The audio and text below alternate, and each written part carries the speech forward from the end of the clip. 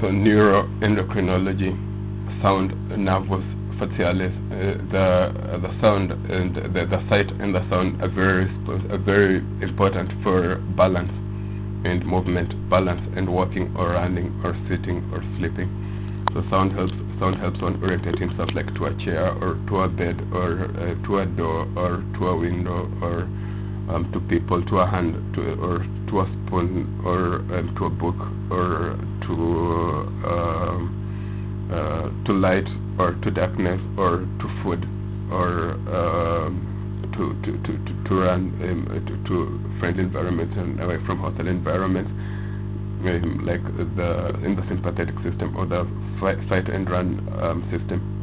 Where one meets an opponent or an enemy, like an animal of prey, animals that prey on other animals that can kill other animals. The animal can either stand still or run away, and if it finds animals it can kill in the jungle, it either runs and kills it for food or leaves it. So the adrenaline rises in that case, and that's why sound is also important in hunting. Is an important instinct. And when one studies sound, one studies the way an animal of prey increases its instincts in the jungle, how many tools it uses to increase, especially the human being, how many tools is increasing to increase. He's increasing his, like, appliances. They are also important for the sympathetic system. And one appliance that he's used and he's learned from the jungle is sleep, using this surprise tactic. Is a surprise tactic of using sound, because one notices when an animal falls asleep or when an animal is unaware, one can attack it and kill it easily. That when an animal is watching or is listening to another human being, one cannot kill it easily. And in sleep, the whole body goes to sleep, and another system is switched on. And that's the stage where the animal or the human being does not recognize the other environment. The other environment is totally switched off, and another environment is switched on. And it's this that one can study with earphones, with gadgets and electronic appliances. Like earphones, like when you put on earphones, you find that you can talk to people and they will not listen to you. But in that case, your jaws will be moving in studying in sleep, where you notice that a person is talking using earphones, or is talking using microphones, or is talking in sleep, or is not talking at all. There's a stage where one gets lost, like where in the dream phase, where one begins moving his muscles and his eyes, and he's sensing people in sleep, closes his eyes, sees nobody in his vicinity, and then he's close to him, and then soon after he falls asleep and has lost the consciousness of the other environment. The environment goes on automatically, not due to malfunction, automatically, like in all other animal systems before him and after him. And the eyes begin seeing people. He can move in sleep. He can run to the other environment, and he's in other environment, and he's alive in other environment, and can relate and can even recall those environments until they are switched off. So important in these sleep stages is to be able to move freely without thinking that you've left your body or that you're walking in the other environment, like sleepwalking, or you're talking in the other environment, like sleep talking. That's why people are often treated for sleep talking and sleepwalking. Sleep talking is, in technical medical terms, is called somniloquism, and sleepwalking is called somnambulism.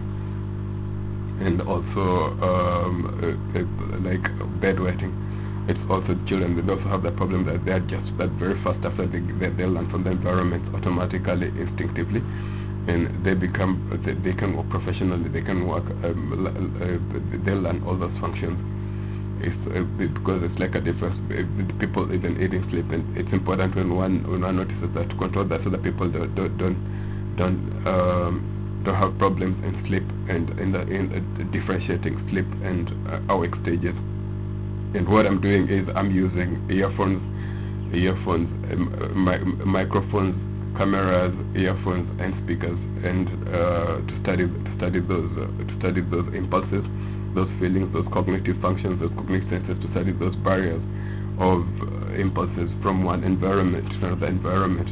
I'm studying these biological, anatomical, this environment, this physical environment. I'm studying it biologically and ecologically to study those ecosystems, those biotopes that one passes through. And I use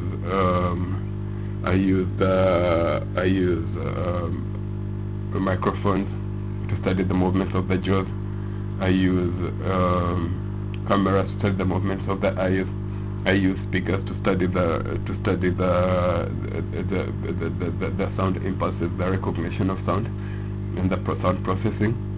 And I use TVs and mastering devices for the biotopes to study the different biotopes, the different impulses that a human being registers and processes and gives feedback and reacts to and lives in and helps create him, so that they're creating not destroy him, because they will destroy him if they are not reprogrammed, programmed daily and to a permanent environment, a permanent ecosystem for himself and for his family and for his community and for his species and for his in the natural selection theory of survival for the fittest and the reproductiveness of a species and the reproductiveness of his genes in an ecosystem, so that he can survive in the ecosystem without destroying the ecosystem. Because if he destroys the ecosystem, it destroys him, and if he pulls the ecosystem into his ecosystem, other ecosystems into other ecosystems, they will all react in his ecosystem to him, and they will all destroy him eventually, and cause him and destroy his chances of survival. So in my speech and sound research laboratory, I study sleep research, and I study the sameness, the 12 nerves, sound experiments using the research material. I make regular experiments, this regular research material, regular office, or regular laboratory work. Actually, this is my laboratory. It's a very expensive laboratory with the most modernist, updated the 2013 equipment and appliances.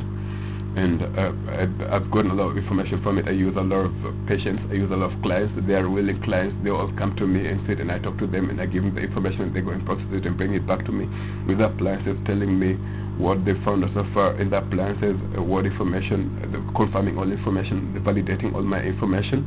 And I use distance, close distance. They get the appliances. I fill the appliances with the information. I fill the memories information. They go and confirm the information and come and give me new information and new reactions to the information, feedback about the information.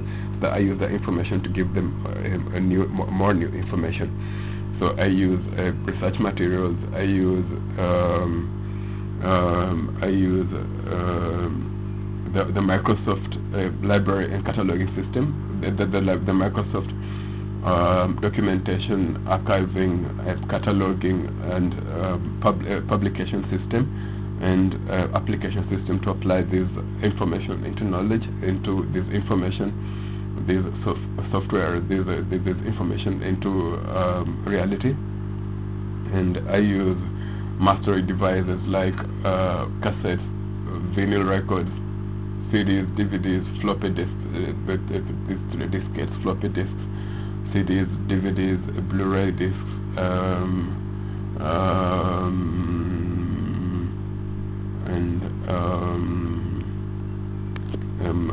USB devices, MMD, handies, iPhones, telephones, radios, televisions, speakers, DVD players, CD players, DVD players, computers, and food storage devices like fridges, cupboards, magnetic barcodes, the food, the required calories, and lots of other information to store and process this information and give it to my clients, they're actually hospital clients. They're actually hospital clients, and they belong to the university which I work for. All this information belongs, it's university research material, and it belongs to the university in its regular office work. The clients belong to the university, they belong to the insurance company of the university. So all this information, once it's processed into the insurance company and into the university, and the information is used to update the information of the university and of my lecturers. And he's 20. He's the species H20. That means adult and reproductive, and I'm 18. That means the son, and he's the son, the generation, the child generation, and he's the parent generation, H20, and I'm 18. That means that he's the pilot and I'm the co-pilot. He's the university is the parent of the information, and I'm the brain parent, and I'm the brainchild, so to speak. So I use all storage devices. I use pictures, the Microsoft cataloging, the Microsoft filing cataloging, documentation cataloging, archiving, validation, publication, and application of information. And I use documents, pictures, videos, songs, films, videos, and to update, to upgrade, and to update, and to reprocess and to reprogram the ecological system, the ecological system. It's sort of like a labor word, to reprogram the labor word so that they function, and in the sleeping conditions, and the working conditions, the work conditions, the food conditions, the general ecological habitats, the general ecological and biological conditions, so that the whole habitat, the new habitats can relax, and the whole sympathetic system of the whole ecological system, so to speak, sort of like one ecological environment into a big ecological environment, which is developing and developing and developing. So I test the soundproof, the mirror is also like a soundproof. The mirror is very important first while studying these mastery devices. It's soundproof. It's soundproof. It's like a brain. It's like a barrier, brain barrier. It's a very soundproof brain barrier, because when you study movements of your lips, you don't need to remove your lips by step. When you close your lips, you notice the information is only flowing into a certain ecological habitat. So the mirror is a window into another ecological system, and the mirror is like the screen. It's a screen like a television screen, like a big monitor computer screen, and it's for studying and projecting and transferring your information into the other world, the other ecological system. This Charles Darwin theory of natural selection, of selecting a new environment as a species, because once you become the jungle, once you become the animals, are the biggest animals of prey, the coolest animals of prey, you become the top of the pyramid. Like the lions sit actually at the top of the pyramid, the jungle, because they sit in the jungle and they've mastered the ecological system so perfectly until they can sit in the sun the whole day and no other animal dares touches them or kills them. How many animals? They're not. Lions are never attacked by any other animals. Lions are beyond the laws that govern human beings, because they never attack, they never killed by lions, they never attacked by any other animals. So they're the kings of the jungle. So I use the 5 common senses and the 5 common work senses and the 5 common sleep senses for the circadian system.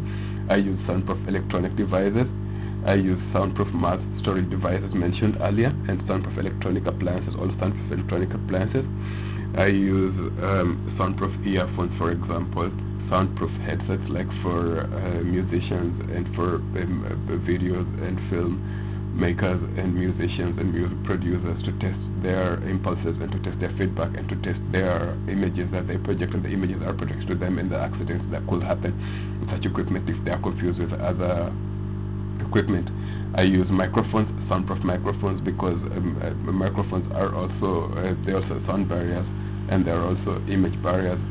And like screens, a screen is like a curtain. They're like curtains, but like iron curtains or solid curtains, all that curtains, nothing passes through except images that could be confused with those. I use soundproof microphones and earphones.